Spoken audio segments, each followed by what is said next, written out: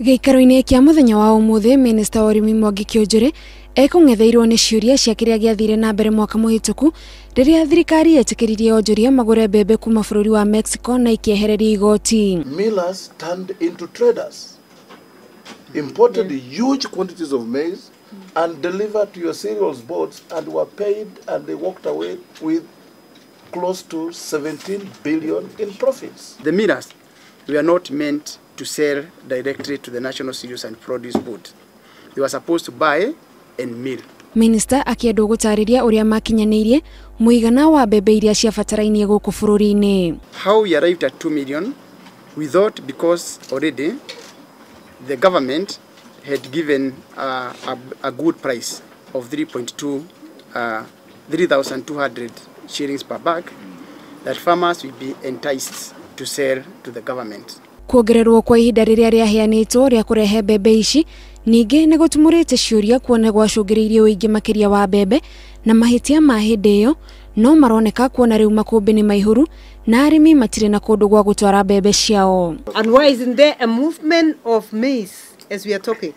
Because when we read Trans Nzoia, they said you have seen the maize that is in the field is ready. Maize is still full in our stores, and there is maize in the national city. And the cereals board is full. We have no choice but to dispose of the maize at a loss. We can only dispose at that rate. But in any year in, year out, the government, we always make losses because we buy maize at a higher price, and when we are disposing of, it depends on the market forces.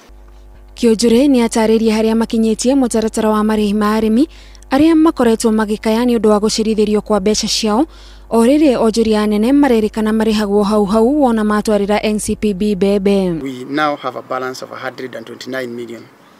That's the amount we should get from Treasury to ensure that those farmers that we have no case against are fully settled. Arimi a icigo itiganĩte ningĩ nĩ makoretwo na thĩna wa kwamũkĩra bataraitha ĩrĩa ĩheanagwo nĩ thirikari na thogora wa thĩ, kuona kũrĩa magĩrĩirwo nĩ kũgĩra bataraitha ĩno nĩ kũraihu mũno na kũngĩ mamũkagĩra bataraitha ĩtaratwarana na ũrĩmi wa kuo. There are stringent regulations for a farmer to get fertilizer that it is so difficult. But at night you get lorries getting inside and disappearing with fertilizers, and you get the same fertilizer in shops. Minista wa urimi Mwangi Kiunjuri agacoka mbere ya kamiti ĩno kiumia gĩũkĩte gũcokia ciũria makĩria rĩrĩ maseneta maiguithanĩirie na ministry ĩno atĩ nĩ marũhonge rũrũ rwa urimi nĩ rũrabatara gũthũrimwo werũ nĩguo kũnina tũrĩa nĩme tũrĩa tũkoretwo tũkiuna mũrimi guoko.